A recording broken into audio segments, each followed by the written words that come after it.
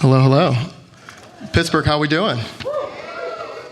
Thank you so much for being here. Please join me, my friends. Let's stand up here in front of everybody.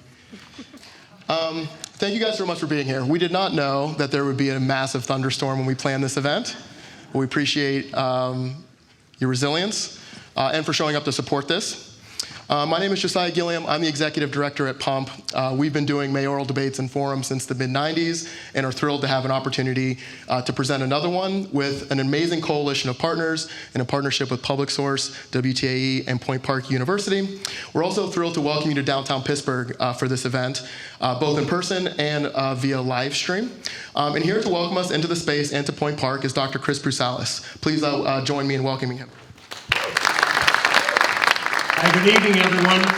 So on behalf of Point Park University, welcome to the Pittsburgh Playhouse. How many folks have been here for the first time? This is your first time in this facility. That's awesome. Isn't this beautiful? We had 324 events here last year, so get on our website, and we have shows all summer long. So please partake. It's my honor to serve as a site for this Pittsburgh mayoral debate.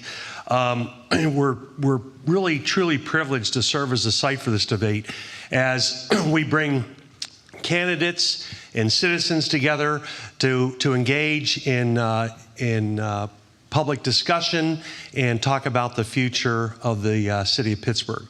And it's fitting that Point Park serves as the host of this event tonight because regardless of the differences that you may see among the candidates, I think all the candidates agree that Point Park is plays a very vital role in downtown. You know, as the university is growing, our vision has become one of the most dynamic urban universities in America, and a strong Point Park means a strong downtown Pittsburgh. So again, welcome to Point Park University, and enjoy the debate. Thank you so much. Hello, everyone. I'm Chandy Chapman, WTAE anchor reporter. Oh, thank you for the clap. Thank you for the extra clap. I'm going to tell you a little bit about the event. This nonpartisan event was co-designed by a collaboration of partners made up of the Voting is Power Pittsburgh Regional Coalition and PublicSource, a regional independent journalism organization. And WTAE is partners with this event. To introduce PublicSource and review the process determining today's structure and questions, please welcome Editor-in-Chief and Co-Executive Director, Hallie Stockton. Thanks, Chandy. Hi, everyone. I'm Hallie, as she said. Glad to be here tonight on behalf of PublicSource. We are a nonprofit newsroom that informs and inspires the Pittsburgh region through the power of deep, independent journalism. We connect communities, shine a light on systems and decisions that affect us all, and give people the information they need to take action, whether that's in the voting booth, in their communities, or in conversation with each other. We're pleased to partner with the Voting is Power Coalition, PUMP, and Point Park University on this event. And we also want to acknowledge our other media partners, WTAE and WZUM. In Pennsylvania, we have what's called a closed primary system, meaning only voters registered with a political party can vote in that party's primary, and only candidates from the two major parties appear on the ballot. As such, we've invited candidates from the Republican and Democratic primaries to participate. We'll start with the Republican candidates and then move to the Democratic candidates. To prepare for today, we gathered questions from Pittsburghers and shaped the forum in collaboration with the community, our own reporting at PublicSource, and with the Voting is Power Coalition. Okay, and now to quickly review the rules that the candidates have agreed to, and those that we asked to view the audience that are here in person before we welcome the first two candidates to the stage. In hopes to get through as many questions as possible during the 50 minutes or so we will have for each section, the audience must remain silent throughout the forum and will be asked to refrain from clapping or making verbal outbursts of any kind. If an audience member persists, the moderators may ask them to leave. We will proceed alphabetically for the initial order of questioning, and questions will then be asked in a rotating manner so that the candidates will take turns being the first to be asked to answer a question. Questions with a response time of 2 minutes will be addressed to both candidates.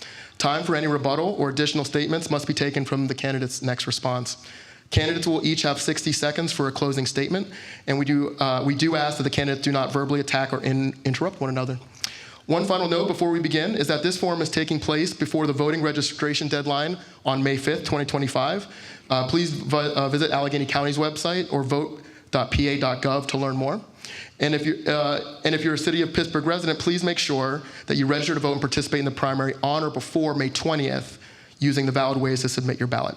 And please note the 3 ballot questions for all residents of the City of Pittsburgh. Now, in alphabetical order, please welcome Mr. Tony Moreno and Mr. Thomas West to the stage.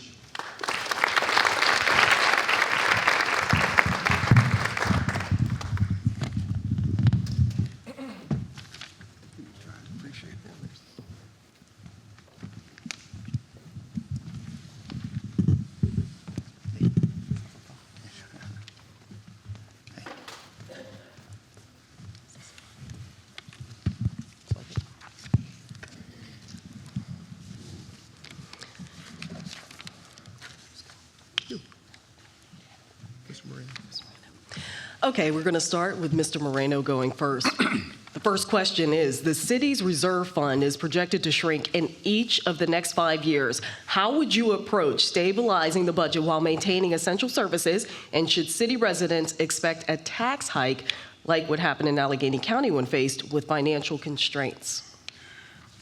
Well, when the City of Pittsburgh elects me, we're going to come in and we're going to find out exactly what they're doing with all our money. They have completely fleeced us of the surpluses that we had, the $334 million in the ARP money, the Rescue Act money, the $112 million that was set aside for workforce stabilization, where that $112 million was there so we wouldn't have shutdowns, we wouldn't have layoffs, so the public safety, the frontline workers could all come in and go to work and protect our city and serve our city. City of Pittsburgh took $52 million of that and spent it, and we don't know how it got spent because there is no record of the actual line item spending. But what they didn't do was take the $25,000 per employee, frontline employee, that was eligible to them at $13 per hour per employee, up to $25,000. That was for our heroes that had to come to work. So first we have to get a count of what happened to the money we had. I don't believe that we need any tax hikes. If we can come in and settle down and get a hold of this spending and really direct it to the priorities. First, we have to recruit in our police department. We have to get that back to a sustainable level. We need to now then go after Public Works and start bringing them into level. You know, we have a problem in our Public Works with how we set aside that pay schedule. In the CDL driver's class, the refuse workers get paid $3 less than the actual Public Works drivers. And there's a problem there, it's not fair. So if we can first get settled in, take care of our spending, then bring in responsible AI and start bringing manufacturing to the City of Pittsburgh, that's where the renaissance in Pittsburgh is going to be, and we're going to have a tax base that explodes. Thank you so much, Mr. Moreno. And now the same question for Mr. West. Yeah. So I'm 48 years old, and I feel like ever since I was born, we've been in a financial crisis in this city. And we've been in a financial crisis because we just don't grow. We're stagnant at best, and that needs to change. Most of the time, the only way to get out of a situation is to grow your economy. We have so many budget issues going on right now that it's just on repeat continuously. Every cycle we're in, we have the same issues continuously. Do I believe in tax hikes? That would be the last thing I would do, because there's a budget out there with missing money that we don't know where it's going. If you take a look at the budget right now, just take a look at it online, any one of you, it is so hard to figure out where money is going, and that needs to change. The only way to hold elected leaders accountable is actually know where your money is coming from, and we can't do that right now.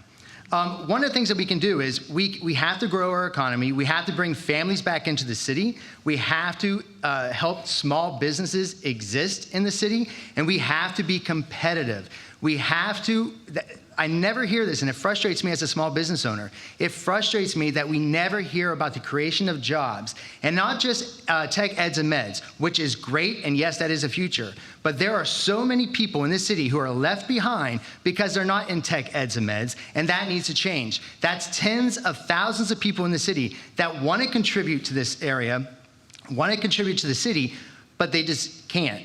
Because they don't have the jobs. We need to focus on that. The other thing too is we can work with our nonprofits to get money and bring money into the city. That means pilot programs, that means we're reaching out to them, let's work together to actually get things moving in the right direction.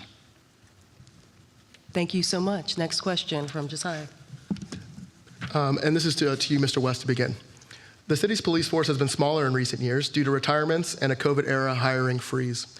Homicides and violent crime have also decreased recently. What is the appropriate number of officers for the Pittsburgh Bureau of Police, and why?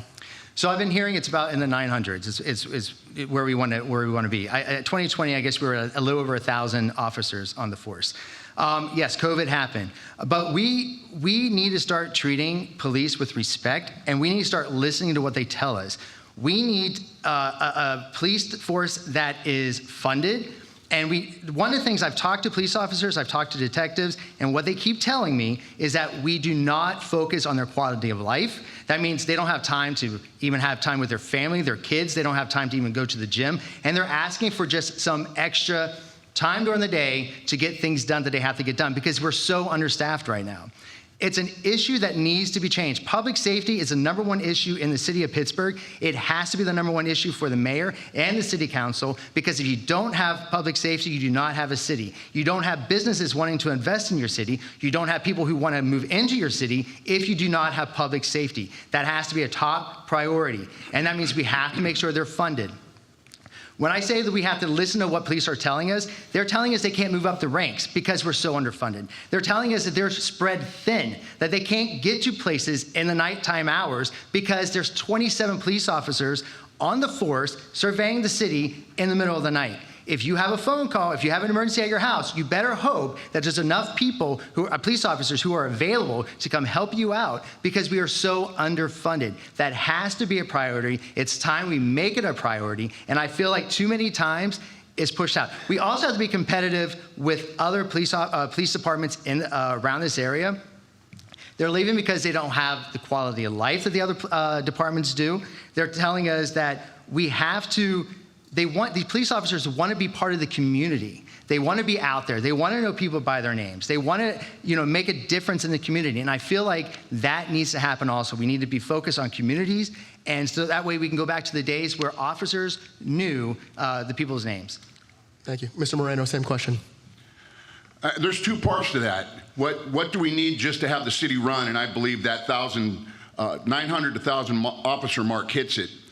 But I would like to increase that. I really believe that we need to have 2 officer patrols at all times. It makes everybody safe. It makes the officers safe, and it makes the community members that are calling for help safe. Everybody will have an opportunity to be accountable. We would have to sit down and structure that out, but the money's there. We just have to make it a point. We have to go out and recruit. We have to ask for those great officers that left this city because the administration has completely fallen apart and let them down. Everybody needs to understand it's the attitude of what goes on in our city that is driving police officers away. We knew it was poor pay when we took the job, but we wanted to work for the city of Pittsburgh. We knew that our retirement was lacking, but we wanted to work for the city of Pittsburgh. We were proud to do that, but when you started abusing the police officers, that's when they started turning and running away. Everybody needs to understand this very specifically. The city of Pittsburgh currently stopped paying police widows health care. 30 days after the member dies, that health care gets shut off. It's been lost since 1976, and they arbitrarily just did it. We have police widows that show up at the hospital to get care, and they don't have coverage. The union has gone to and sued the city 3 different times over this, and the city keeps appealing. So it's that kind of attitude that hurts us. We can come in, we can raise the rate that they get paid, we can make their pensions better, we can give them incentives to live in the city. They have a point system, but they don't have a system that keeps Pittsburgh police officers in the city. We want them to live here. They have the freedom and the right to live wherever they want within a certain time frame, but realistically, we want them in our communities. Thank you, Mr. Moreno. Let's move on to the next question that is for you first. If you're elected, you will work alongside a city council that's mostly entirely Democratic. How would you bridge the partisan divide to govern the city? You take away the politics of the day and you get down to making this city operate again. You don't allow them to fight over issues that don't matter to the residents of Pittsburgh. You come in and you take the lead and you show them where we need to come together and get the situations fixed in the communities. Right now, they just talk to each other. They go to each other, they have separate meetings, and then they come together on vote on things that nobody knows about. So as the mayor of Pittsburgh, you have to come in and take all those things away. Get to the spots where we all agree where our money should be spent, where the policies should be changed, where our businesses need to be bolstered, where we need housing built. We need to get in and start communicating together instead of fighting. The way that it's been operating isn't working, and the proof is there. Our government has completely fallen apart. They have let us down by wasting our money, allowing our parks to fall apart. They put $10 million towards park tax. Everybody needs to go backwards and look and see who was in charge. Who were our elected officials when that happened? They are all responsible for that. But why didn't they spend it correctly? This is very communal for all of Pittsburgh right now. City Council went back and voted to give themselves $4 million of those $10 million because they didn't know how to spend it. I believe that's where that reserve dollars comes from. $4 million out of council. They don't know, they didn't tell us where it was spent. The mayor's office allowed it to happen. And now the residents of Pittsburgh are suffering. Go up to Riverview Park, up on the north side where I live. The road's falling in because it's been unattended to. The forest, the ground on the forest, because the forestry unit's been brought down, is a complete wasteland. We need to make sure that we work together, that our money is wisely spent, and we build together. Thank you so much. Same question. So, first of all, I'm a people person. I love people. Working in my business, I see people from across the political spectrum all the time. I have conversations with them, and I can tell you, every single one of those people I know, they want the best for the city of Pittsburgh. They're not getting it, but they want the best for the city of Pittsburgh, and I also believe that goes for the city council. But I was a TV news producer for 15 years. I was part of the group of people who hold elected officials accountable. And you have to do that. You have to have a real conversation. I feel like there are some city council people who really want to get things moving. They want to get things moving, and there's another part that is a little slow at it, and that's fine. We bring them together, we get things done. But I feel that transparency will go a long way. If you're transparent with the voter, and you just come out and say, hey, listen, this is what we're trying to do. This is a plan. No behind closed doors meetings, by the way, because that happens way too often in the city. And we come out, we wake up one day, and there's like a new plan hatched from somewhere. We don't know where it is, whether you're a city resident or a business owner. You have no idea where it came from because there's no transparency.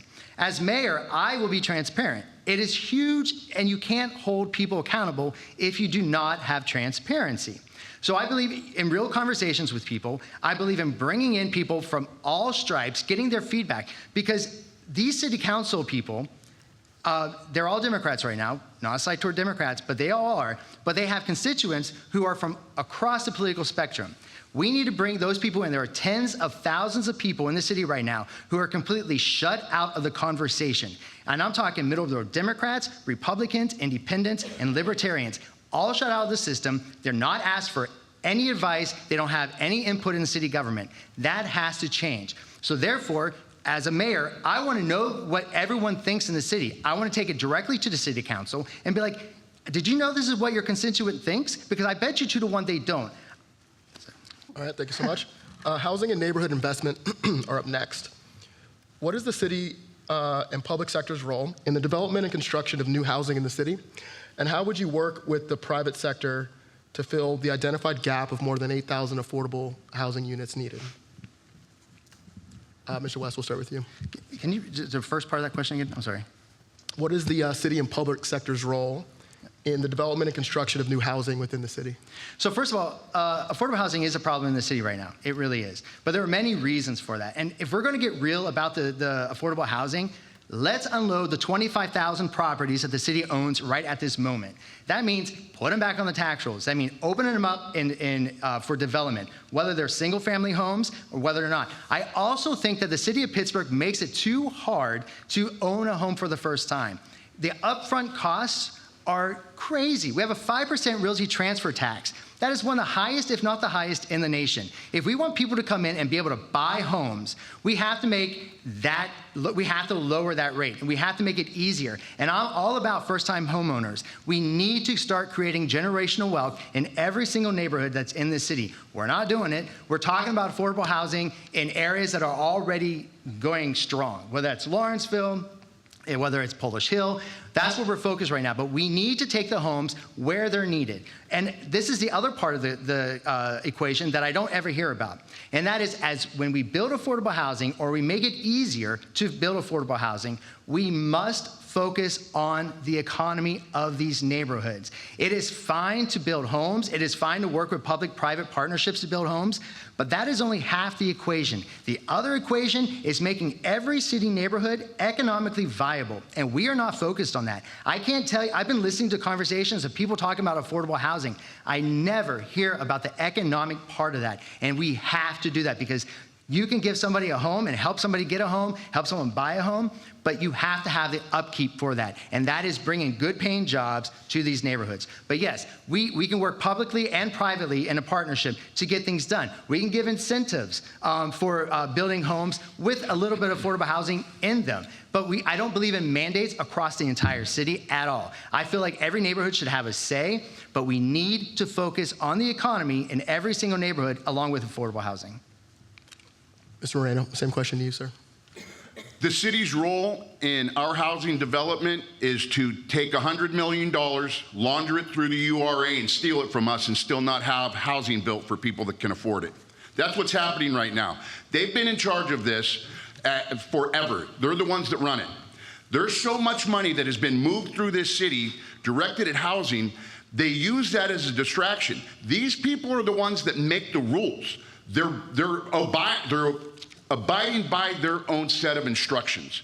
And you see where that's gotten us. We don't have problems that are being solved because of this distraction. If you were to take the money, focus in the communities, this is $100 million plus. The $100 million is started from 2016 when they started putting $10 million a year into the housing fund, into the housing security fund. People don't realize that. The reason that I'm up here is because I do all of that research. I get into the budget, I study it, and I see where all these failures are because they haven't budgeted money. But when I walk out my front door like all of you do, you don't see the results of where this money was supposed to be spent, or you could see the results of them not spending money, like tearing down dilapidated homes. First, we shouldn't be tearing them all down because that keeps the market, the housing market, very low. We need to build that housing market. But if they do need to be torn down because they're crumbling and they can't be rehabbed, it's good for the community because there's rodents, it looks terrible, there's garbage. It brings unsavory people to come and do things, commit crimes in the area. There's $2 million set for removal of blighted properties from last year's budget that was not spent. I know that they can take them down because Unis Contracting was able to have a plan where 50 dilapidated homes could be taken down in a month, every month, and they have the money to fund it. They just didn't spend it. They're stealing our money. Thank you, Mr. Moreno. And moving on, you're first up for this question. We're here, downtown, and some parts of downtown are thriving, from active cultural spaces to signs of new investment. But there are some other issues, like an increased unhoused neighbors, vacant storefronts, public safety and perception continue to raise those concerns. Here's the question. What is your vision for downtown Pittsburgh? How would you build on what's working while directly addressing what's not working? Well, this happens to be my specialty. This is where I specialized in policing. When I ended my career, I ended it downtown.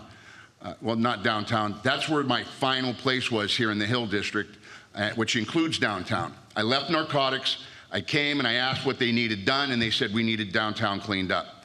In that process, because the City of Pittsburgh was the state model for mental health training and the crisis intervention team training concept, I was able to utilize that training, go identify people. You know, it's not arrest your way out of it. It is being amongst people that need you the most. They're homeless for a reason, and if we don't understand who is there, recognizing who's suffering from mental illness, recognizing people who are suffering from addiction, they're sleeping in planters and on sidewalks for a reason. It's not arresting homeless people. Homelessness is not a crime. There are crimes committed in homeless camps by people that are taking advantage of them. Now, our issue is we don't have enough officers to now commit to that. Go backwards in history and look up who the elected leaders were in this city when they defunded the police or reorganized police spending. In 2018, they talked about it. In 2020, they voted on it. They took $9 million and readjusted it out of the police training budget. And then every year they took 10% of the training budget after performing a hiring freeze. Remember, we had $112 million to prevent that. They did it anyways. They intentionally lowered the number of officers down to the point where they've always wanted, and this is about the 650 mark.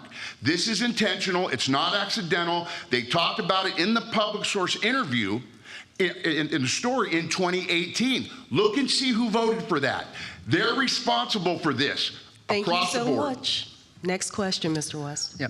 You asked about the vision of downtown. So my vision of downtown is a place. It's actually changing because since COVID, we have to change with things. Businesses have left downtown. There's a lot of people who work from home. So this is a perfect time to think about what the future of downtown is. And not only that, but let's be a poster child for other downtowns and let's get things going. I used to live downtown with my partner, Adam. We lived downtown, and one of the scariest moments happened to me downtown and to Adam. We were pushed up against the wall, and a guy demanded that we take him to our car. And that was one of the scariest moments I've ever been in. And it was an eye-opening moment for me. And we need to have safety downtown. So yes, we do need police officers downtown. We need to make people feel safe downtown, and we have to make sure they are safe downtown, because if you even perceive yourself to be not safe, it's not gonna take you anywhere. But I want to see downtown, we have so many skyscrapers right now that we have new possibilities. Let's make them incubators for small businesses. Let's open up retail again to the storefronts. There's so many empty storefronts downtown. When it comes to homelessness, it is not a crime to be homeless. I grew up a poor kid. My family was poor. Luckily, we weren't homeless, but it's not a crime. But if you look at the people who are homeless right now living on the streets, they're dealing with alcoholic addiction, drug addiction, and mental illnesses. That's a huge part. If you go under one of the bridges over there by, I think it's like 2nd Avenue, you'll see a list, I think, of 200 homeless people who have died on the streets in the city of Pittsburgh. That is not compassion. We cannot let that happen. Living on the streets, it's not safe for the person, and it's not safe for anybody else who walks along the trails or wants to experience our city. We need to work with the city, the state, the county, and federal government to find a solution. That means teaming up with our health officials locally to get these people the help they need. Okay, let's now turn to basic services and infrastructure. Mr. West, this question is for you first. A resident from Friendship wrote that our roads seem to fare worse than other areas with similar winter weather, and private companies often leave a mess after digging. What would you propose to improve services for roads and basic infrastructure like bridges? Well, we did have a bridge collapse, and there's another one closed at this moment over by the Botanical Gardens. That's ridiculous that we had a bridge collapse, and that's what happens too many times in the city of Pittsburgh. We wait too long, and then we have a bridge collapse with people on it. We had a Port Authority or PRT bus that was on the bridge, along with other drivers, and it collapsed.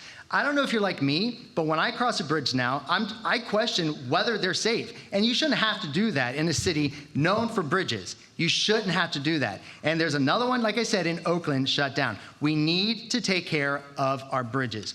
And yes, I am frustrated with, it seems like there's nobody on the same page when it comes to doing road work. If you go down Penn Avenue, not that long ago in Garfield, there was a redevelopment of that whole area. Penn Avenue was redeveloped. It looked awesome. It was great. Now, if you go down it, it's like going to a lunar lander on Mars or something, and you're like, why can't we just team this up? It seems like nobody's talking to anybody when it comes to road construction in this city. I don't understand it, but we have to make sure it's part of public safety, and it's a core function of the city to take care of our roads, to take care of our bridges, to take care of snow removal when it comes to winter. We shouldn't have 3 inches of snow crippling our city. We are Pittsburgh, Pennsylvania. Pittsburgh, Pennsylvania. We live in a place with 4 seasons. We live in a place with hillsides. We have to take this stuff seriously. That means funding our fleets for our snow removal. That means making sure, I don't know if you saw any of the videos that happened this past winter, but there are snow removal vehicles that completely broke down while on the job. If you're somebody who's trying to get to work in one of these neighborhoods, it's not gonna work for you because we need to depend on them. So when it comes to road construction, when it comes to snow removal, when it comes to bridges, they have to be a top priority. We are the city of bridges. Thank you, Mr. West. This question is for Mr. Moreno first. Now, we understand the mayor is not, excuse me? To respond to the same Oh, question. I'm so sorry. Same question. You want me to do them both? I I'll do them both. jumped ahead. We'll get to you next with the Apologize. Mayor 101, it's that simple. Public safety, public works. Keep our streets safe, keep our streets clean. That is what is most important in this job description. It goes to show that the elected officials that we are seeing right now do not have any idea how to govern. And it's a problem. If you go and sit in those meetings and you watch how they perform, they don't understand governance at its very basic need. Then there's an outline called the Home Rule Charter on how they're supposed to do these things according to the City of Pittsburgh, and they completely ignore those things. That's why you have these failures inside of our systems. Public safety is an absolute train wreck. That's simple for me to fix. That's where I come from. Public works is where I know. In the city of Pittsburgh, we're going to suffer with potholes. It's just going to happen. It's how do we address them and make sure that we get them taken care of. And snow removal is simple. We can combine the new technology that we have with the old school road care. It's a competition for these drivers. Who can go take care of the hardest roads? But we don't allow that to happen. In the city of Pittsburgh, somebody's bright idea was to not road prep, not start treating the roads until there's at least 2 inches of snow on the ground. It makes 0 sense. It causes problems, and we're witness to it. It's not a story I'm up here telling you. I'm rehashing what just happened to all of us. They do not treat us with dignity and respect. They don't treat public works with dignity and respect. A public works worker was kidnapped out of his public works car, disappeared, and then found in the hospital, had been in a coma, and had been physically assaulted. And nobody knows what happened. Nobody knows. They asked him, he said, I don't want to talk about it, and that was it, while he was on duty. Thank you so much. Now we're going to move to this question. You first. Yes, you first. PRT recently announced service cuts of up to 40% if the state does not increase funding. Emily from Oakland asked what actions, if any, you may take to ensure the funding is secure and what measures you could take if it's not. And we do understand that the mayor is in direct control, but still want that opinion from Emily.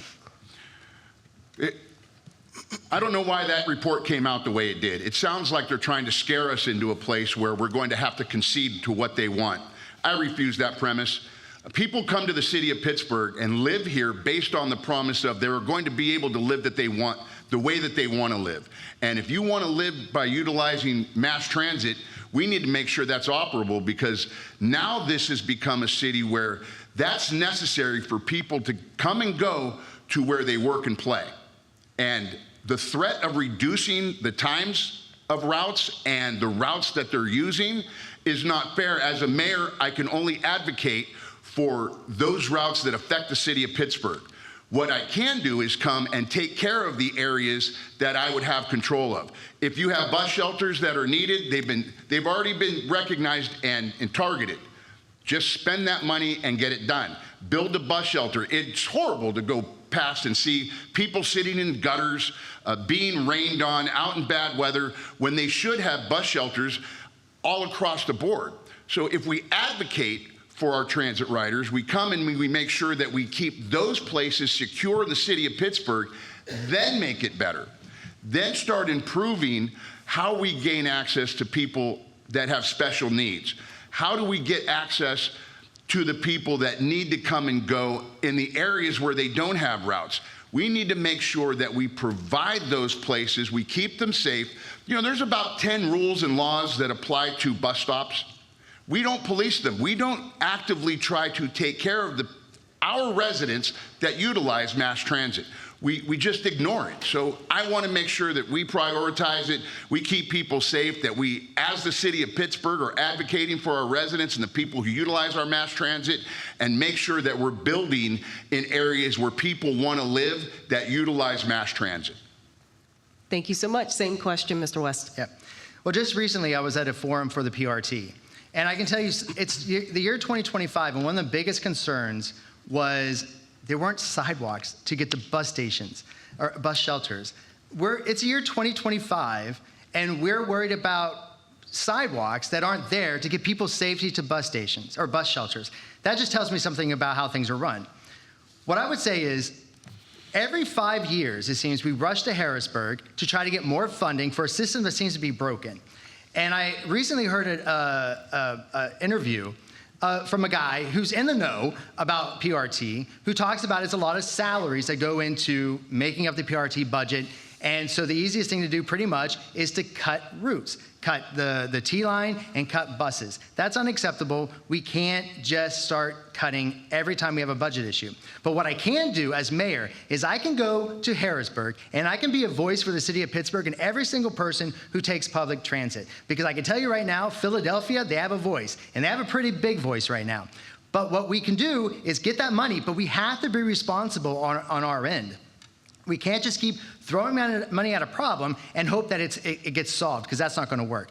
The other thing that I don't hear a lot about is, what is the future of public transit in the city of Pittsburgh? Why can't we be a model for what's the next technology? I recently read that Bill Gates was teaming up with Mitsubishi for the city of Atlanta and for the city of Oakland, California, to talk about new ways of public transit. It was a car that was pretty much on demand. It's not costing those cities any money, by the way, because they want to test this stuff out, which I'd love to be a test market for any of this stuff. But it would run on lanes the size of a bike lane. And then you can have public transit, not as your core public transit, but as a feeder system almost, to where it would help move people around, so we don't have to depend solely on these big buses all the time. But we have to take this seriously. Are we going to Mr. Moreno? Mr. West. Mr. West first. Mr. West, we're starting this question with you about public education. Though the mayor does not directly oversee Pittsburgh public schools, city government and the district are deeply connected through shared residence in the future of our neighborhoods. How do you see the mayor's role in supporting and strengthening public education? And what specific actions would you take to collaborate with the district on our biggest challenges? So if you ask any family across the political spectrum again, what's one, especially if they have kids, what's one of their biggest concerns about the city of Pittsburgh? And it's the school system. I have friends on the left, I have friends on the right, and I have friends in the center that they leave the city if they have kids because they want a different school system. So one thing that the mayor has to do is, and the school district knows this, we have to say, listen, you're one of the reasons people decide to either live in the city or leave the city, especially when they have kids. So let's work together, figure out what's going wrong, and let's get it back on track. With that said, I feel like I'm a huge entrepreneur. I own a business. I've owned it for the last 11 years. I want to tap into high schoolers. I want high schoolers to know that they have a future in the city of Pittsburgh. And we have to show them that they can be an entrepreneur, they can get in the trades, or they can just go to college. Whatever you guys want to do is great. But we have to let them know there are options out there. Joining the military, for instance, is another option. We have to let them know there's options out there. If we work with them, if we get them into the trades, if we get them into entrepreneurship, they can help us transform these left behind neighborhoods. And there are many of these neighborhoods in the city that are left behind. I can name them some off right now. Sheridan, West End, we have Beltsuver, we have Homewood, we have East Hills.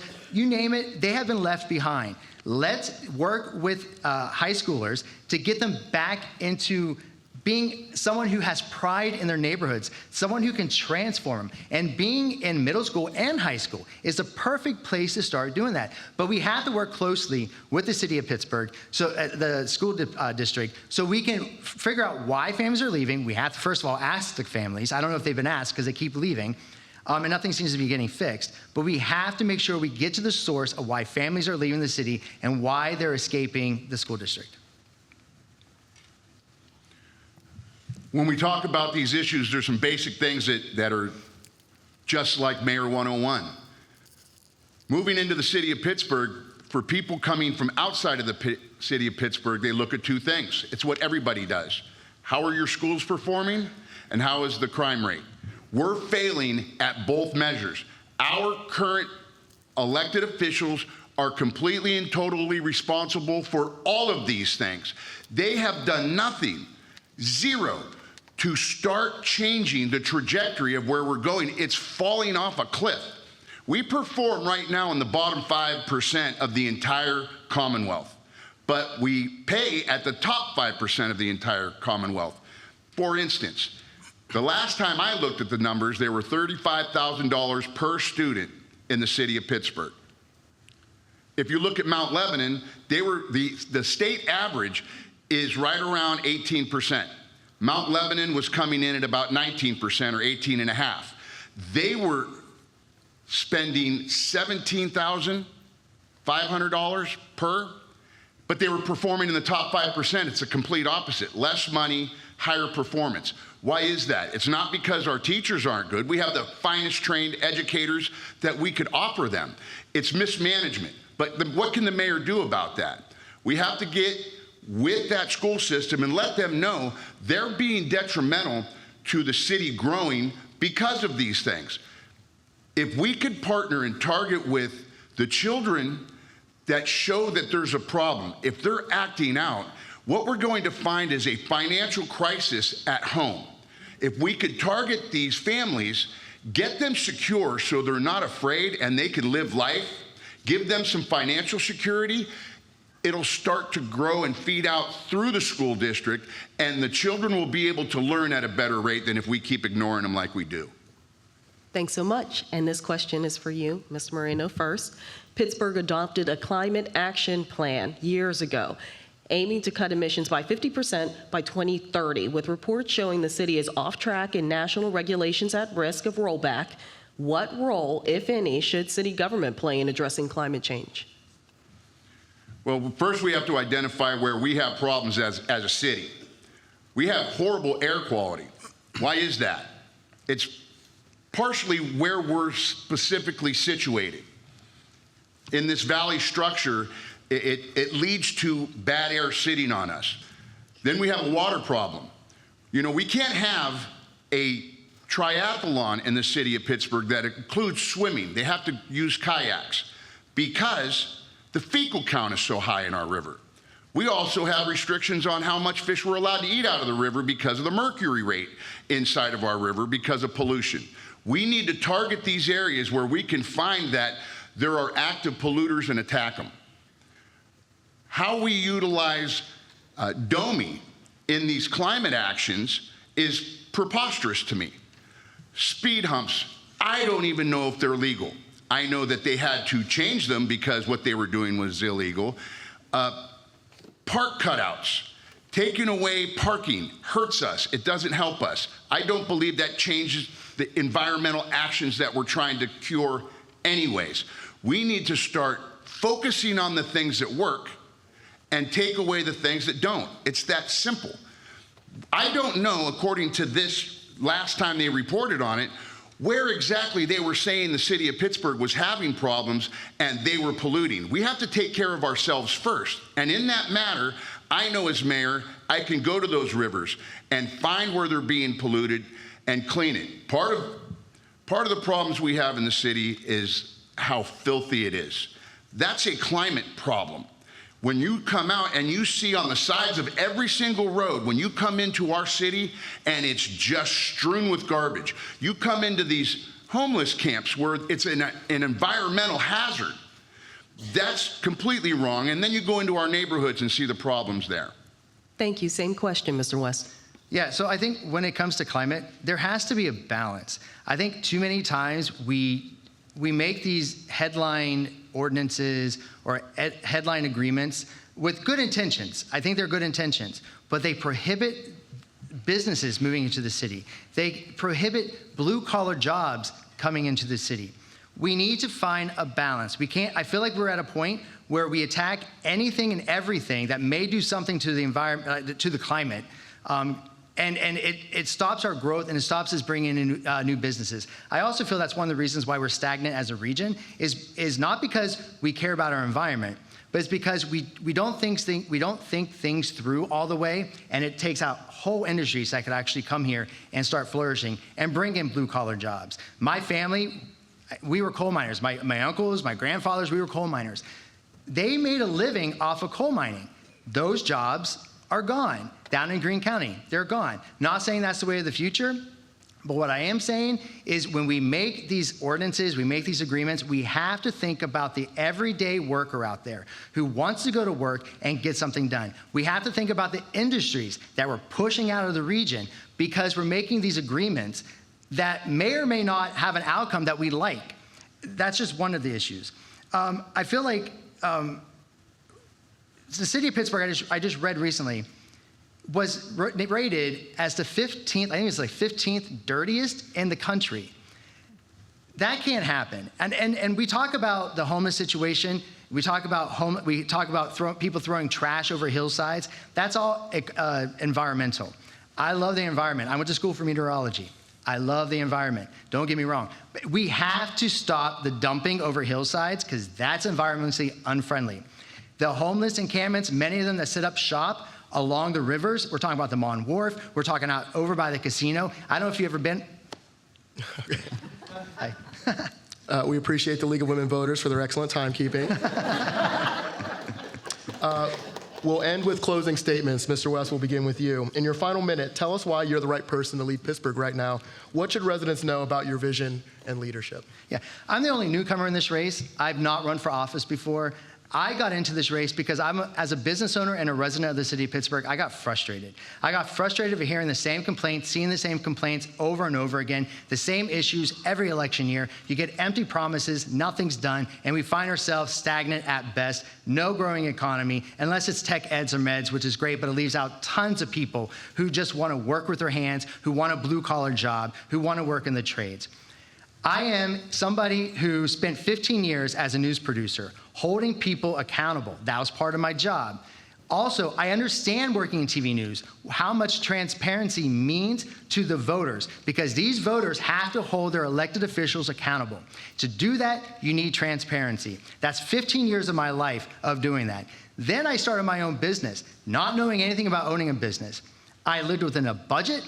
I got my business up and running. That was in 2011. I'm sorry. That was back in 2014 in East Liberty.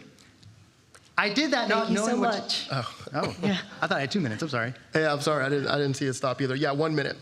Oh, sorry. Yeah, same to you, Tony. 1 minute. Ladies and gentlemen, change doesn't mean the name over the door of the mayor's office. Change is actually coming in and reversing course on the failures that we see plainly. There's not a lot of investigation that needs to go on anymore. I'm the only candidate that will come in here, know exactly where to go, and fix the things that are broken immediately.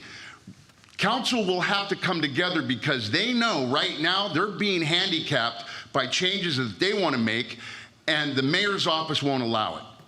We need to come in, take charge of our city, start to grow it again, keep it safe, and make sure that we recognize that families that are coming here, like Darkale Bonner, single black mother of 4 from Wilkinsburg, coming to the north side to see her sister, goes to the pool at Jack Stack in North Brighton Heights, where I live, and gets shot in the face by a lifeguard away from the pool. A fight happened. She left the pool. The lifeguard followed her, shot her in the face, shot her sister, and then emptied his gun inside of that park. And the city of Pittsburgh said that was self-defense. We need accountability and transparency, and I'll bring that to you when you elect me as your mayor. I gave you a few extra seconds since we gave Mr. West a few extra seconds. Got to keep it fair. So let's thank the Republican candidates being here as we get ready for the Democratic candidates. And while we're in transition, we want to welcome Mr. Tim Stevens and Yvonne Rainey to say hello on behalf of the Voting is Power Regional Coalition. Thank you, everybody. Yeah, thank you so much.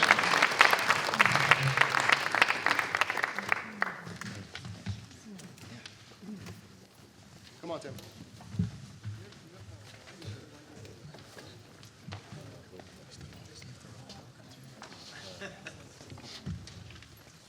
Microphone right there, Tim. Thank you.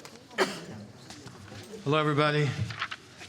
Thank you all for coming out on such a horrendous evening. We were worried about, well, I'm sure we lost several people tonight, but we are happy that you're here.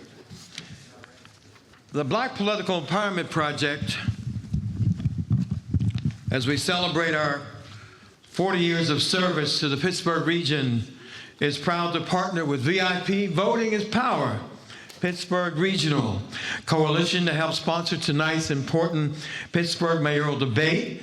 We thank Point Park University and its president, Dr. Chris Brusalis, for hosting us. We thank PublicSource for co-sponsoring, and for WZUM, the Pittsburgh Jazz Channel, for being our other media sponsor. We're indebted to WTAE's Shandy Chapman for facilitating the debates, along with Pump Executive Director Josiah Gilliam, who contributed greatly as a member of VIP to organizing tonight's event. Give him a special hand, because he was worked hard for this. And all our VIP partners, we thank all of you for being here, particularly because of the conditions tonight, with trees falling and traffic lights being out and the rest of it. BPEP and VIP urge each of you to vote on May 20th. If anyone ever wondered, think about this. Do elections matter? The impact of the results of the November 5th election should make that quite clear, regardless of what side of politics you're on. If you, as a prospective voter in the city of Pittsburgh, want to have an impact on who will be the nominee as the mayor of Pittsburgh for your party, and for other local and regional offices for your party, including city council, county council, and for other local and regional offices, including the school board, local magistrates, for the court of common pleas, judges, you cannot afford to be on the sidelines and then complain. What's the word?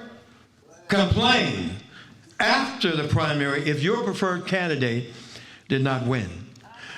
The Voting is Power Regional Coalition, VIP, asks that you consider very seriously who are the candidates that you will truly have the interest in your community as a priority once elected. There is too much at stake for you, your family, and the Pittsburgh region to not do so. Register by 5 p.m. Monday, May 5th. Apply for the mail-in ballots by no later than 5 p.m. Tuesday, May 13th. Vote on May 20th. And vote in each and every election. VIP is a coalition of over 30 nonpartisan organizations wanting each and every citizen to be an informed citizen, a registered citizen, and a voting citizen. Good evening, everyone. My name is Yvonne Rainey. I'm with the Transformative Justice Coalition and the late, great John Lewis. For all those who know the work he has done that got us to this place. And also, I am with Pittsburgh High Ground Praise Ministry under Pastor Dolores Thrower. We have a food pantry. And what I want to say to everyone is this: how did we get here? Where we're going? I'm a grandmother of 12, 7 boys and 5 granddaughters and 3 great-grands. Why am I here? Because I want to make a difference for my children's children's children. And I'm talking to all the grandparents. and all the hard work that we do to raise our children and to grow our community. We are the change. They are the future. No matter what you do or what you say, change is about us coming together.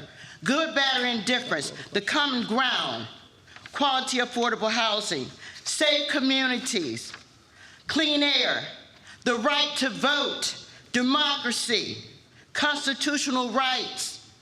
Remember where we've been and where we're going together.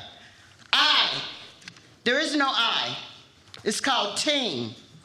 If we all sit together at the table and come together, put down our differences, because we are connected by the rivers, by the bridges. We are connected. We go into our homes together. We sit down at the table and raise our families. We all want quality, affordable housing. We all want safe communities. We all want disparities that has been a problem. Healthcare. Remember this, you all, and I'm going to share this with you just for a hot minute. I know I'm coming. The late, great John Lewis said, never, ever be afraid to make noise and get in good trouble. Necessary trouble. Today is the day. Let's move forward together. But be kind to each other. We're only human. We're not animals. And I say thank you, but remember, when you look to the right, look to the left, look ahead. We're all the same and we're moving together, regardless. Change is a-coming. Thank you. These flyers will be handed out immediately after the service. Program Community Huddle will meet the school board candidates for May 7th, 6:30 to 8 at Obama. On the back, Court of Common Pleas candidate event on Thursday, May 8th, sponsored by VIP. The other is sponsored by the Allegheny Youth Vote Coalition.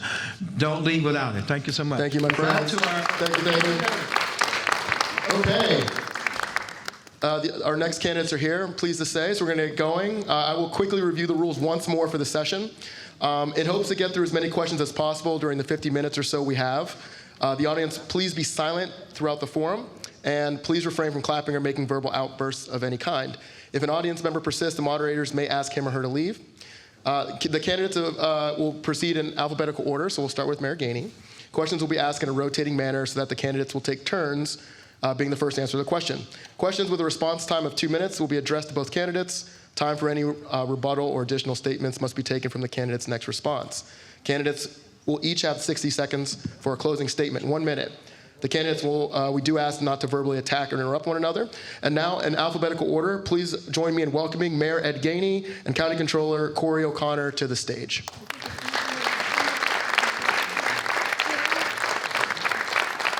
All right, here they come.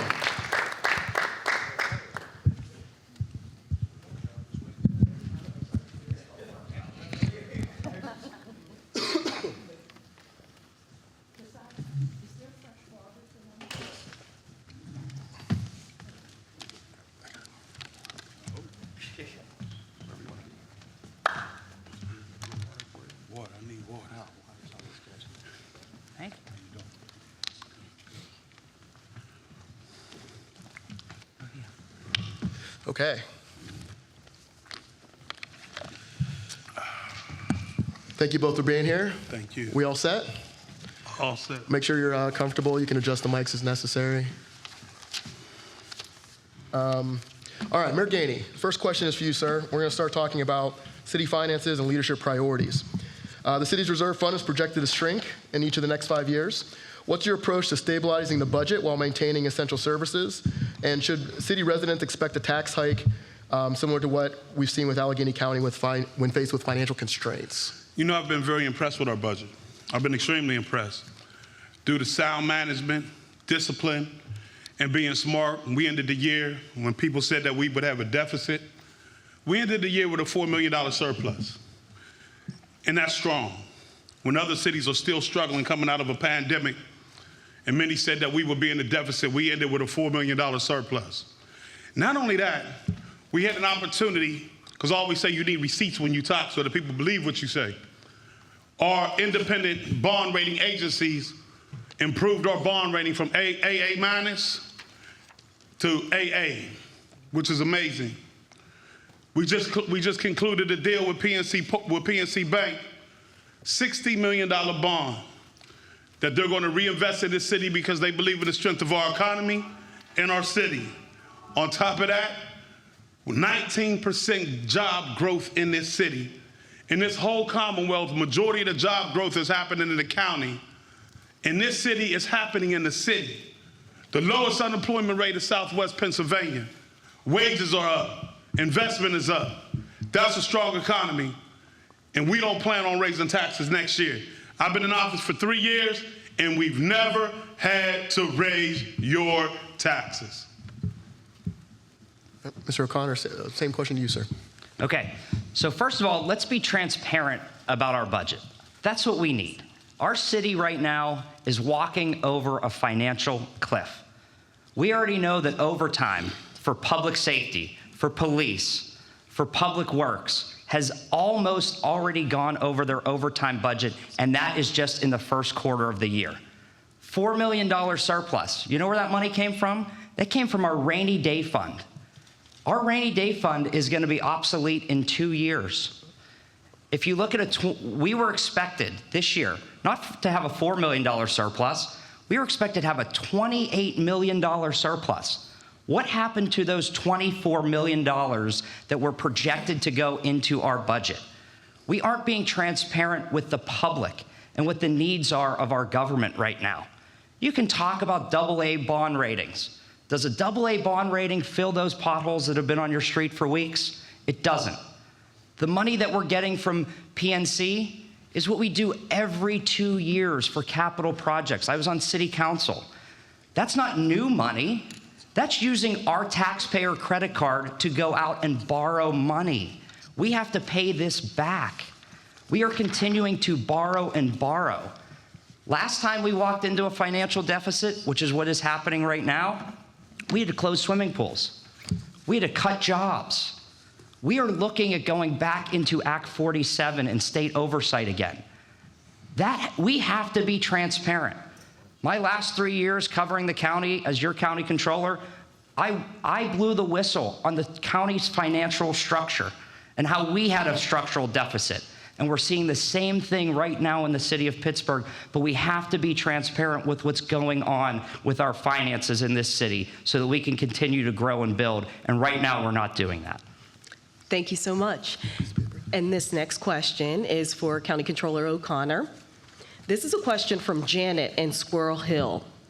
How would you balance investments in city personnel with funding for capital improvements, and what factors guide your priorities when deciding between staffing and infrastructure needs? So yes, I hope that's not my neighbor because she always gives me that question. but the question is great. I mean, it's about planning a city of the future. Where are we investing? Where are our priorities? You know, right now, we have to start focusing on budgets and what we're going to invest in. Last year, during the snowstorm, a third of our fleet were not operational. We have to start investing in equipment that keeps our residents safe, our neighborhoods safe. We have ambulances that break down to and from calls right now. How would you like to be going on an emergency call and the check engine light comes on? Those things are happening right now in our city, because we're not planning for a future. We spent $6 million on a citywide planning study. That should have been money invested in our neighborhoods, in our small businesses. You want to grow your tax base? We have to start investing in jobs, in small business districts, in companies that already exist in Pittsburgh so that they can continue to grow, so that we grow our tax base. I believe that we have to start looking at young people again, to have them invested in our city. There is no reason why Pittsburgh should not be every family's first choice to live. I'm raising, with my wife, a 3- and a 2-year-old. I want their future to be bright, but we have to start investing in our own needs in Pittsburgh.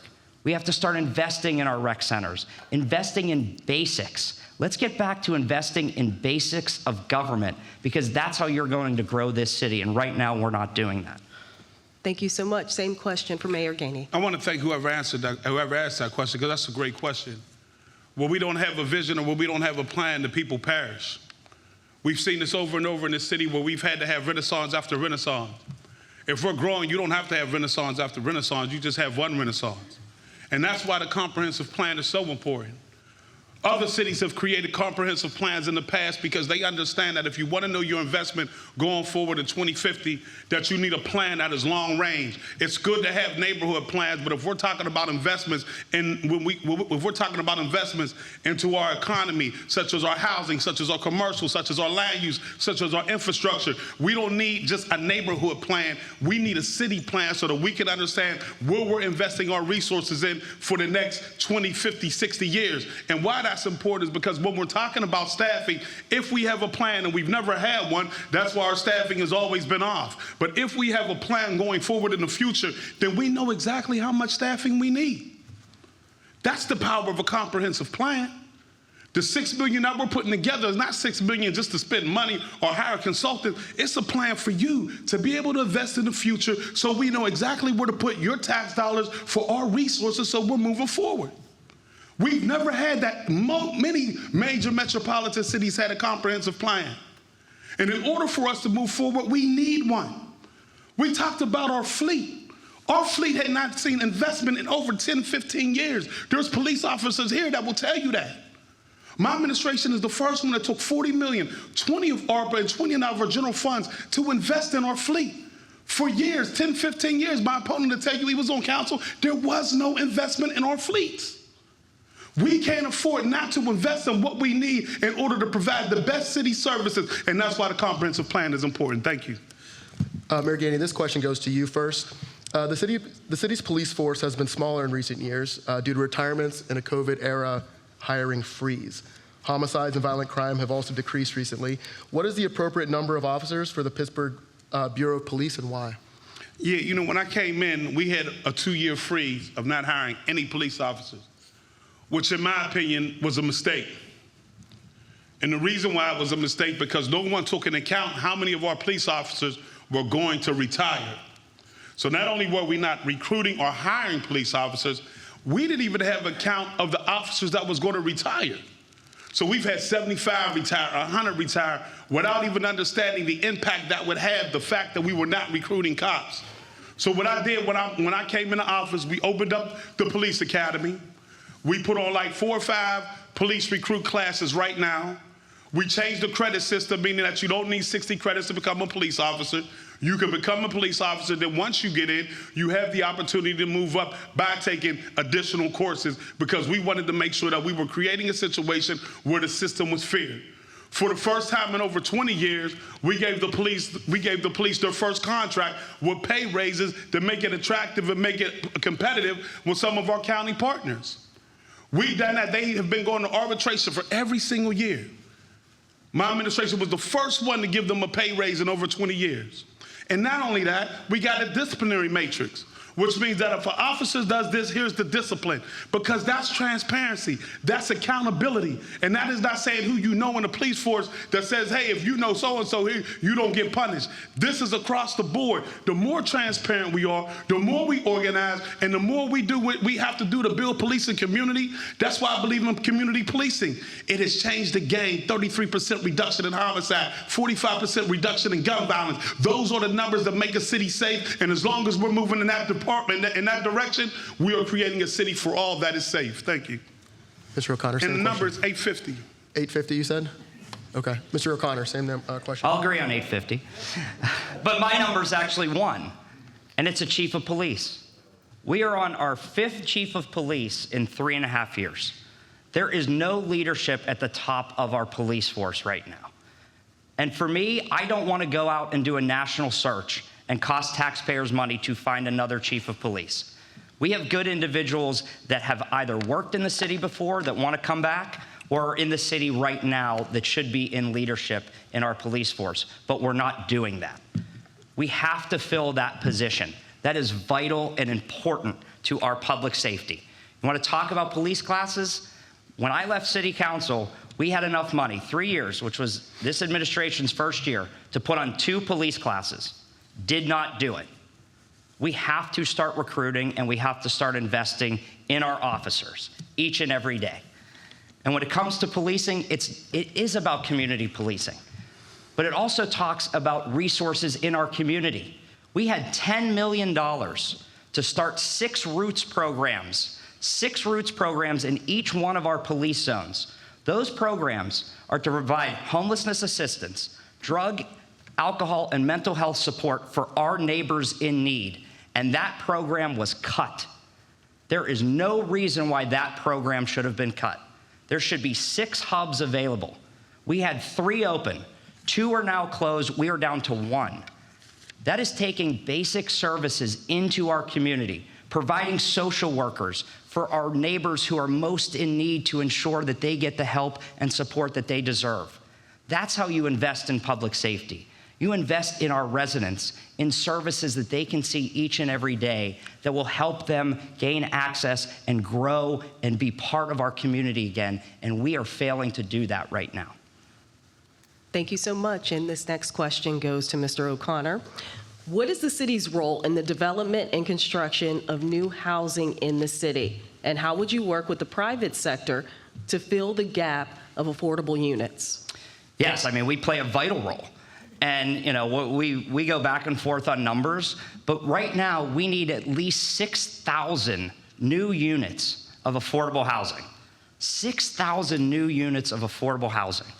We need partnerships with our nonprofits, with our community organizations who build affordable housing. The City of Pittsburgh owns 11,000 vacant lots and parcels. Those sites need to be shovel ready. Because we know that site acquisition is one of the hardest things to do for our community organizations in order to redevelop their own communities. I've done it before in Hazelwood, getting sites shovel ready. That's step 1, because we want to empower our community to rebuild itself and be part of that new development. But then we also have to look at tax credits. Those tools are already available. The problem with a lot of our tax credits, even if you apply and get them, there is still a gap in funding to finish those projects. What I want to do is set up a fund at the URA so that we can bridge those gaps in a variety of tax credits so that we can get neighborhoods and community organizations and nonprofits the ability to build housing in their own community and create generational wealth. Not just renters, homeowners. Because we know that home ownership is the key to creating generational wealth. We also have to speed up our process. When we're talking about zoning, and City Council has proposed a number of zoning ordinances, but it's also permitting.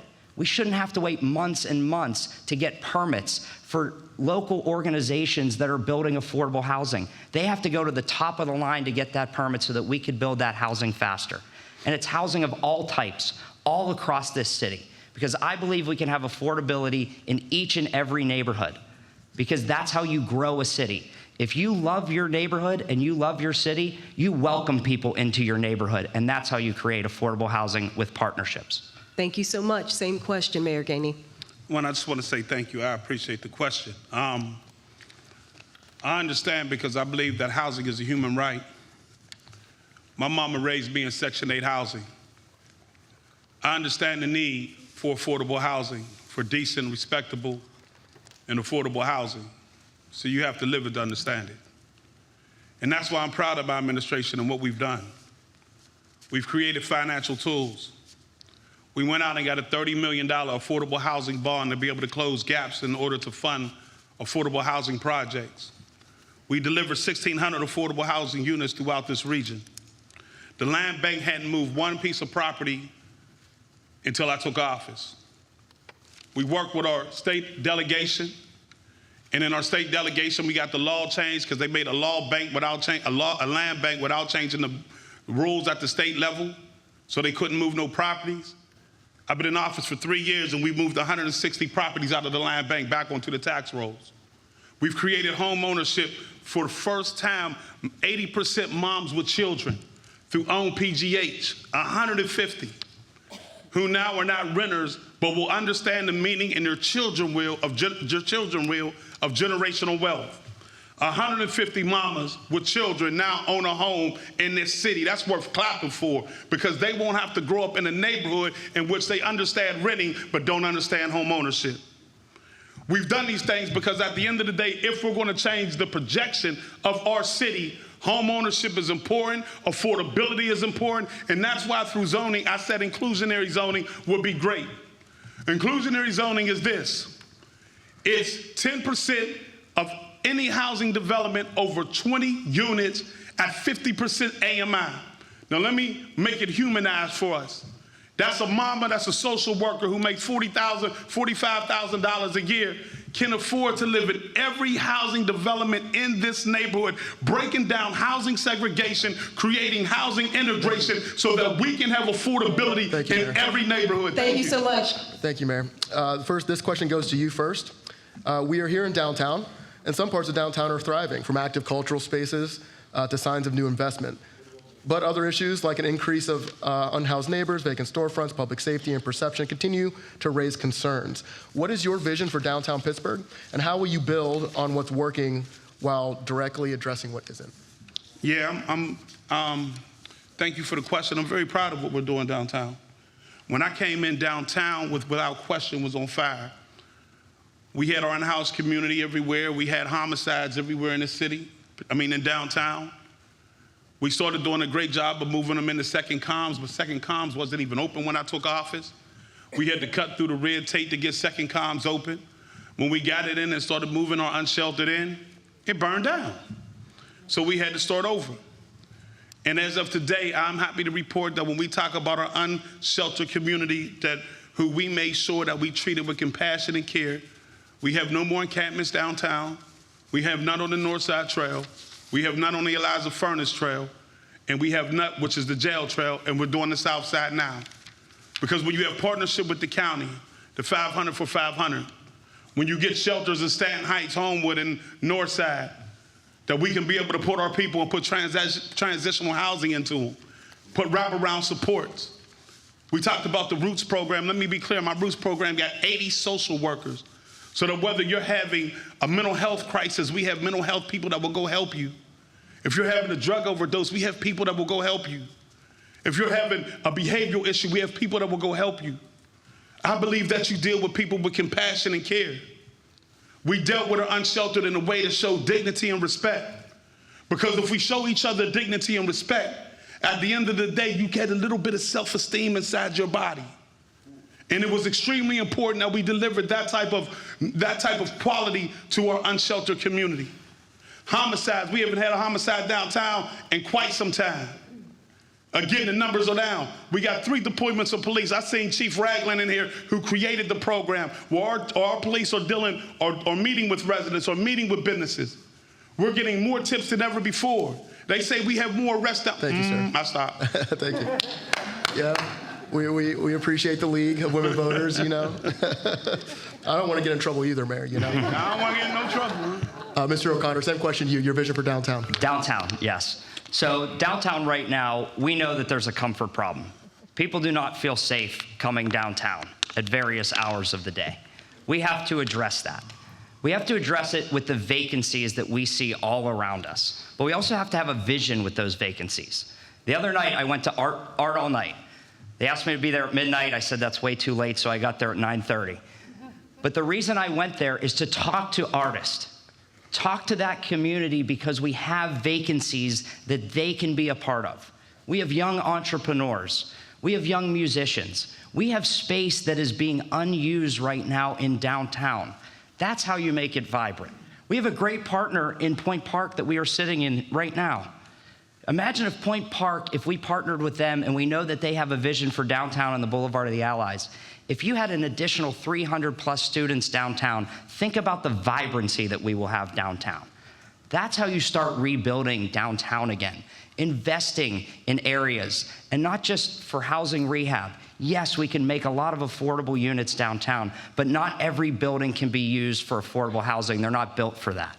So we have to be creative in how we're going to reuse these spaces. Can we use them for light manufacturing? Can we use them to create clean energy amongst these buildings? That's how you use this empty, vacant space downtown.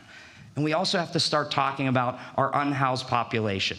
As it was mentioned before, and I don't want to talk about the Roots program again, but funding organizations and programs like that go a very long way in encouraging those individuals and being present in their lives so that they can be part of the solution downtown and be part of the new Pittsburgh that we want to create and build together. Thank you so much. And we'll start this question with Mr. O'Connor. This is a resident from Friendship wrote that our roads seem to fare worse than other areas with similar winter weather, and private companies often leave a mess after digging. What do you propose to improve services for roads and basic infrastructure like bridges? Bridges, obviously, that the city would control.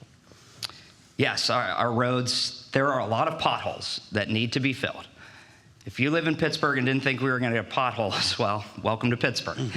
But the biggest issue we have to have is looking at investments in those. Last year, we cut our pothole budget by $5 million. We know that there are 3 seasons in Pittsburgh. There's PennDOT season, there's Steeler season, and there's pothole season. That's one of our major seasons that we have to invest. We cannot shortchange our budget when it comes to our infrastructure. When I was on city council, we worked collaboratively with state, federal, and the local government to rebuild the Greenfield Bridge.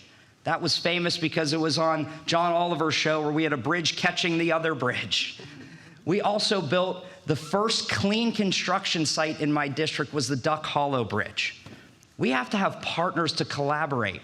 Let's take, for example, the Panther Hollow Bridge, which is closed right now. And yes, it should be closed for safety purposes. I don't want to get into that. But how are we going to reopen it? We have 2 major universities right there that we could partner with to get additional funding to open that bridge because both universities and their students use that bridge on a daily basis. Let's start talking about collaborating with our universities and our nonprofits to help bridging those gaps so that we can have funding to then go to the state and say, we have matching funds. Can you match our $5 million? Now all of a sudden we have $10 million for that bridge. We also have to start talking to the SPC, which is the Southwestern Pennsylvania Commission. We have to be attending those meetings because they are our conduit directly to the state because they represent a number of counties in this area. And that's how you create not only partnerships, but the SPC is a great gateway directly to the state that brings funding. But we have to make sure that our projects are on that list. And right now, we're not doing that enough and partnering enough to make sure that we build our infrastructure, large and small. Thank you so much. Next question for Mayor Gainey, or same question. Yes, when I came into office, my 3rd week on the job, the Fern Hollow Bridge collapsed. I get a call in the morning, a car that went over the embankment, and of course I was worried. What we discovered that day is that we had not been inspecting our bridges. We had the Greenfield Bridge that fell apart, the Fern Hollow Bridge, and no one thought about the fact that these are lives that we need to save. We were fortunate at the Fern Hollow Bridge that we had no fatalities. But the fact that we went decades without being able to inspect our bridges, that's a crisis. So we created the Bridge Asset Management Program. And as of today, we don't have one bridge that's in failing condition. And we've had to close some bridges down because I promised you that we would never wake up again with a bridge that collapsed. It is imperative that we continue to inspect our bridges. We are a city of bridges, and we should have never been in a position we were not inspecting our bridges. Our potholes, listen, wintertime is wintertime. At the end of winter, we're gonna have some potholes. But last year, by the middle of June, our potholes were straight. And they will be this year. We can't do potholes in the wintertime because it won't stick. The hot patches will not stick. We have to wait till the 1st week of April. What I'm telling you is by the middle of June, it will be done just like it was last year. And in regards to our values, I don't need the nonprofits to tell me about their values because my taxpayers, this city, don't get the opportunity to talk about what taxes they want to pay. 37% of our property is owned by tax-exempt nonprofits. They should have to pay into a pilot program. They should have to pay their fair share so that the burden is not on the taxpayer who pays every year. We got to move forward. Thank you, sir. PRT recently announced service cuts of up to 40% if the state does not increase funding. We know you guys have been engaging on this. Emily from Oakland asked, what actions, if any, you may take to ensure the funding is secured, and what measures you would take if it is not? Mayor Gainey, we'll start with you. It's a good question. My first year as a state representative, the first bill that I had the opportunity to work on was Act 89, which was the transportation bill. And I learned a lot from that bill because it gave me an opportunity to learn about funding streams, how legislation comes together, what we have to do, how they introduce it into different committees. I've already been in touch with our state delegation about mass transit funding. I was at an event today with Picks for Public Transit, advocating for more money. I've talked to Leader Bradford, Representative Matt Bradford, last week about our funding and what we need to do and how we can help. I've also been in touch with the rest of the state delegation because I understand how important mass transit is. And so we are advocating at a level and being able to work with County Exec Sarah Anna Morato to make sure that we're doing what's necessary to increase our transit, our mass transit. My mother grew up, we didn't have a car. We didn't have a car at all. The only way we got around is on mass transit. When I went to school, I was raised in East Liberty, but I went to school in Homewood. Without mass transit, I'd have had to walk. Our children don't deserve that. And so we are talking right now, and I will be making a call to our Republican delegation as well, explaining not only do we need mass transit, but they need it too for their dirt roads in their community. Mass transit is an economic lifesaver for those that don't have transportation and for businesses that need them. We must always continue to fight for mass transit. It's the lifeline of our city, it's the economy of our region, and we have to have it if we're going to move products, people, and services. Thank you. So let me just go back real quick. Nonprofits, they do have to pay their fair share.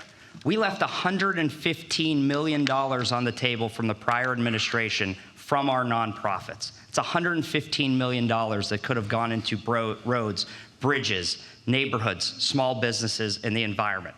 We passed on $115 million. So now let's talk about mass transit. We all agree that this is the lifeblood that connects our neighborhoods, that connects our city. It gets kids to school. It gets individuals to work. We have to make sure that we all collectively in this city, whether we agree on these issues or not, and in this county, we go up and we fight for that money because that money is the way that we grow our region. That is how people get around this city each and every day. But let's take mass transit a little bit further. Let's start looking at transit-oriented development as well, and not just around our bus hubs, not just our major bus lines. Let's look at those bus lines that impact us in neighborhoods. Why are we not building our small businesses out and allowing density in our small business districts where there are major bus lines? That will stop people from using a car as much. That will get them involved in their small businesses. That will help that small business on Brookline Boulevard if there is a major bus stop there. And when you talk about building density around that bus line, that's how you continue to grow our city because people will have more and more access to our public transit. But yes, we agree, we all have to go to the state to fight that, but then let's also look at spinning it off and having mass transit as part of the next wave of growing Pittsburgh and part of development in our small businesses and in our neighborhoods. Thank you so much. This next question is for you, Mr. O'Connor. Though the mayor does not directly oversee Pittsburgh Public Schools, city government and the district are deeply connected through shared residence budgets and the future of our neighborhoods. How do you see the mayor's role in supporting and strengthening public education, and what specific actions would you take to collaborate with the district on the biggest challenges? Yeah, I mean, schools are vital. As I mentioned earlier, my wife and I have a 3- and a 2-year-old. Where are we going to send them to school when they get older?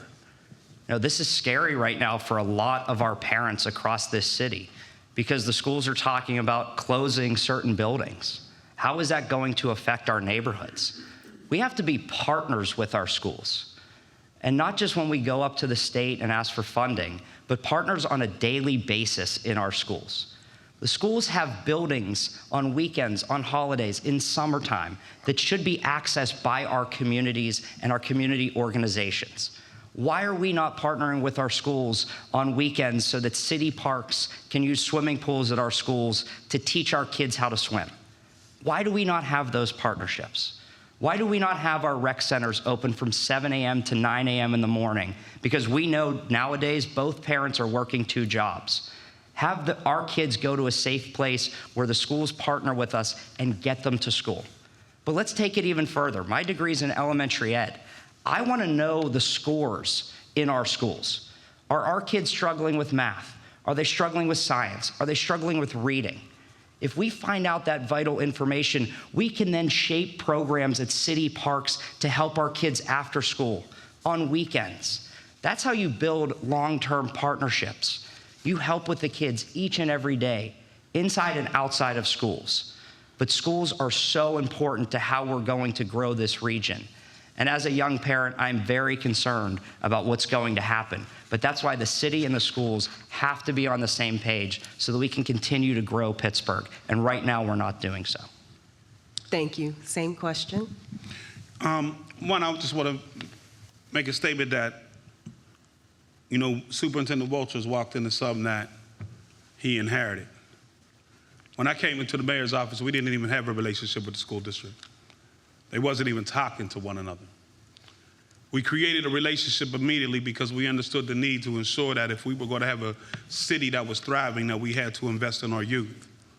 We created what we call the Youth Civic Leadership Program, where we partnered with the Youth Enrichment Services Program to teach kids about city government. They got paid a stipend, and they got 3 college courses from CCAC that's transferable, so that they can begin to understand about city government, how it works, how the taxpayer works. The second thing we did was have a youth intern program, because I wanted youth to have an opportunity to be able to go around with me and have conversations, talk about youth violence and youth drug use, but also situations like DARE management programs and why that was important. We created a youth commission that will be working with our comprehensive plan, teaching them how to go out and engage with residents, teaching them how to do needs assessments so that we expose them to a higher quality, so as they go forward, they're helping to create the future of tomorrow. That is extremely important. We put our REACH program together so that we can engage them, so that we can stop the violence. Listen, this is a heck of a statistic. From the age of 13 to 17 in 2024, we didn't have no homicides amongst our youth. That is something we should celebrate always, the life of our youth. I've been talking to Dr. Walters, because here's what I would like to do. Our recreation centers are prehistoric. Captain Caveman used to play there. They're 1937 and all that. But we have closed schools. And if him and I can talk about being able to partner, give us one of those schools as a pilot program, and let's turn our schools into a rec and wellness center. Thank you, Mayor. Let's talk about climate and Pittsburgh's natural resources. Pittsburgh adopted a climate action plan years ago aiming to cut emissions by 50% by 2030. With reports showing that the city is off track and national regulations at risk of rollback, what role, if any, should city government play in addressing climate change? That's a great question. Climate change is a serious situation. Our landslides here tell me that every single day. We've had to go to FEMA and PEMA to ensure that we got funding in order to be able to deal with a lot of our landslides. What we're going to do is we're going to incorporate the climate change report, the plan, into our comprehensive plan, because climate change should be involved in everything. Climate change should be involved in infrastructure, meaning our bridges and our roads. Climate change should make sure that it's included in our housing and our commercial and our land usage. We have housing right now that people are living in that really we had to go purchase them, because at the end of the day, they were slipping. We have a plan, we have a city that's built for 900,000 people, but we only have 300,000 people living in our city. That's why we're going to incorporate everything from climate change into our overall comprehensive plan, so it's never left alone. We always create these nice plans, we give them fancy titles, but they're on a shelf. They shouldn't be on a shelf. We should be implementing them every single day. And when we come up with our comprehensive plan, we're not going to finish the plan before we start to execute. We're going to execute while the plan is going on. And we won't have to worry about if we're addressing climate change. We're addressing climate change because it's part of the overall comprehensive plan. That's what other cities have done. That's why they've been successful. That's the power of a comprehensive plan. Incorporate everything into one and execute it so that we can have a city for all. So climate change is very important to the future of this region. We know our air quality is one of the worst in the country. Last year, I did an audit on the Clean Air Fund, and we saw that $10 million, which should be given out to our most vulnerable neighborhoods who are dealing with air quality, was not being spent. They took that recommendation and finally started spending those $10 million. We need a climate action plan. The City of Pittsburgh's own law says we have to produce a new climate action plan every 5 years. The last plan was 2018. We are 2 years out of compliance. Comprehensive plans are not the same as one specific to our environment. And right now, we are not following the law in the City of Pittsburgh. We need a climate action plan. How else do we invest in the environment? When I was on City Council, I proposed the first ever solar farm in our city. It's going to be built in Swisshound Park. It's a street I used to live on where all the dump trucks are going. All my old neighbors don't like me right now. But that's the reality of it. We have space and opportunity to have solar farms, to have clean sites where we can talk about clean energy. The first clean construction site was done in my district because that's how you help to solve the environmental issues that we're seeing. When I was on the Alcosan board, it was a gray plan only. We put hundreds of millions of dollars to invest in green infrastructure. The reason being, when a pipe goes under your house or your street, you don't see it. You know what you will see? Green infrastructure, sustainability, and that will create new jobs because we have to maintain that infrastructure. We have to buy equipment that's going to maintain that infrastructure. We can create jobs and wealth and a new economy if we center it around green infrastructure, sustainability, and our climate. And that's what I propose to do if elected. Thank you. This next question, first up, Mr. O'Connor. Pittsburgh's rivers add huge value to our city's economy and quality of life, but keeping them clean and restoring those spaces is often overlooked. As mayor, how would you prioritize clean and accessible waters that our communities and children can benefit from? Great question, yes, and I just had mentioned it. Alcosan. We have to do a better job of ensuring that we are not just putting pollution back into our waters. That plan is a $3+ billion investment in this region that cleans our waste and puts it back into our waters. We have to make sure that our rivers and waters are clean. And not only there, but talk about our streams and the pollution that we see that comes downstream from development, not even from the city, from outside of the city. We have to hold those individuals accountable because everything that streams down comes right into our city. And we have to make sure that we are investing in that type of technology so that we can get that clean water, or get the bad water out of our system. Because we have to build we have to build a clean economy that makes sure our rivers are safe, especially for recreation, especially for the water that we are going to be drinking in the future. That's where we have to invest. And I know we've done a number of things over the years. When I was on council, we got hundreds of millions of dollars to invest in getting our lead lines out of neighborhoods and our housing structures. Those are investments that we have to continue to strive for. And we've missed a lot of great opportunities over the last few years in applying for funding that is centered around infrastructure, the environment, and cleaning up the old waste that we have still within our system in Pittsburgh. And we have to continue to focus on that. And we can't let opportunities go past us. Mayor Gainey, same question. Without no water, you don't have any life. It's that simple. Without water, you don't have life. And there are some things that we have to do. We have continued to invest in our water lines so that we can improve them and getting the lead out. I think that's extremely important. And working with Alcosan, we have to continue to reach out beyond Allegheny County and to the rest of the county so that at the end of the day, they're working together to ensure that they are putting the right type of pipes up under the ground that are more environmental friendly so that we are getting the best use of our dollar and also clean water. We have to start working with our whole region. This is not just an Allegheny County region. This is the Southwest PA region that we have to worry about our water. And we have to work together. Because if we don't work together to ensure that we're doing what's necessary to put the pipes under the ground to be able to clean our water so that we're not continuing to put the feces and everything into our water, we're never going to have the type of city that we want. Our rivers are our greatest natural asset. It's our greatest natural asset. 3 rivers that come together to join Ohio. And we have to continue that we make sure that we're investing them in a way that our water is clean. So yes, Alcosan is a player, but it's also the rest of Southwest Pennsylvania, because that's where our water waves go. Everybody has to be on one page so that we can clean our water, particularly in underserved communities that really don't have an understanding of why this stream is dirty or what's going on here that we haven't discussed or we haven't talked to. We need to be sure we're pulling everybody in, because the more people that we pull in, the more cleaner our water is going to be. All right, thank you. Mayor Gainey, this question goes to you first. The city recently adopted a Vision Zero strategy to try and eliminate all traffic fatalities and severe injuries.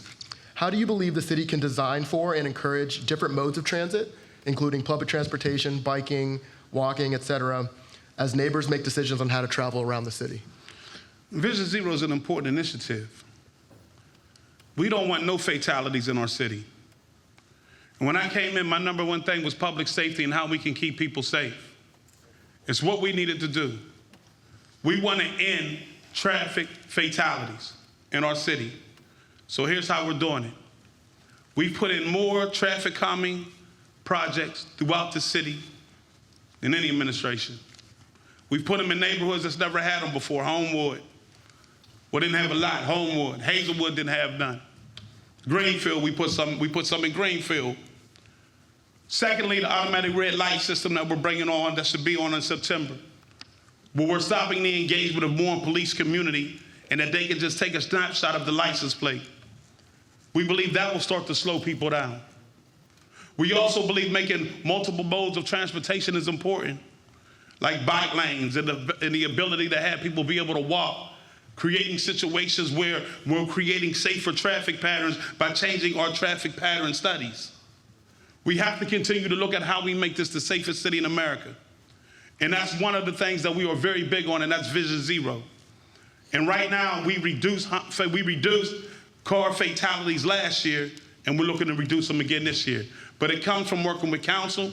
I want to give credit to Councilwoman Warwick, Councilwoman Gross, and Councilwoman Strasburg for their efforts in order to move the red light camera and also to make sure that Vision Zero is not just something that sits on the desk, but is a reality. Mr. O'Connor? Yes, I mean, traffic and calming traffic is something that is vital in all of our neighborhoods. I remember when I was on city council, we got a call and we had a parents' meeting at a school. And the parents said to me, there's too many people driving fast around our school and around our kids and endangering our kids. So we put a police officer there. The next day, I got a call from every parent in that room because they all got a ticket for speeding around their own kids' schools. But that's the reality that we live in.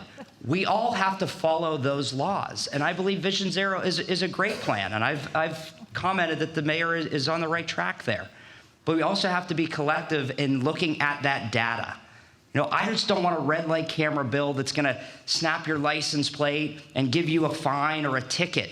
Do we need the money? Yes. But that's not the point. The point is to use that data to make good decisions on where we see so many red lights being run, on where we see speeders each and every day in our city. That's how you make it safe. You use data to drive how we're going to invest in future speed humps, in future bike lanes, in future traffic calming needs like bump outs on busy intersections. Those little things go a very long way. And yes, people sometimes get upset about them. But those are the ways that we save people's lives. And I believe we need to continue to do that project. Thank you so much. And now we're going to have our closing statements. So in your final minute, tell us why you're the right person to lead Pittsburgh right now. What should residents know about your vision and leadership? And we're going to start with Mr. O'Connor. Yes, no, I want to thank everybody for being here and thank Pump for putting this on. Why I believe that I'm the right person for this job right now is because look at our city. We've had the last 3 years of managing our decline instead of talking about growth and opportunity. We aren't being transparent with the financial cliff that we are about to go over. We are not investing in a future in Pittsburgh. Look at our police force and our public safety departments. We have to change course. I bring 11 years experience on city council, 3 years experience as your county controller. And I believe that I have a vision to start this job day one, because we have to start talking about growth and opportunity, and it's all around us, and it can't sit stagnant any longer in this city. And I believe that collectively, people in this room, people out there, we have the unique ability to rebuild one of America's greatest cities again. And I will be ready for this job day one. So I ask for your vote on May 20th. Thank you. Thank you. Mr. Gainey, Mayor Gainey, your turn. That's okay. First, I want to thank Pump for having me this evening. I appreciate it. I thank you for the opportunity given me this moment in time to address you. Thank you. Let's talk about growth and opportunity, because I'm excited about talking about it. 1,600 delivered units of affordability. 160 properties moved out of the land bank. 150 through owned PGH that we turn renters into homeowners. $30 million affordability bond. A $4 million surplus. 19% job growth. Lowest unemployment in Southwest PA. Higher wages, higher investments, more employment. A bond rating that was improved. $600 million over 10 years for the redevelopment of downtown. 12 low-income tax credit deals through the state to build more affordable housing. An NFL draft coming here next year. Our unsheltered community in shelters now like ever before. That's growth, that's pro-growth, and thank you for having me. Thank you so much. And please join us in thanking all of the candidates for their time and participating in this Nonpartisan Forum. Thank you, Mayor. Really appreciate it. All right, wherever you want to go. And please join us in thanking Point Park University, Voting as Power Regional Coalition, and PublicSource, who helped make this event possible. A total team effort. Thank you guys so much. Our thanks to those of you that joined us in person and braved the elements. Our thanks to those of you that have joined online. We will make the recording available in the coming days. One last time, please make sure you are registered to vote by May 5th and that you submit your vote on or before May 20th. Thank you and good night.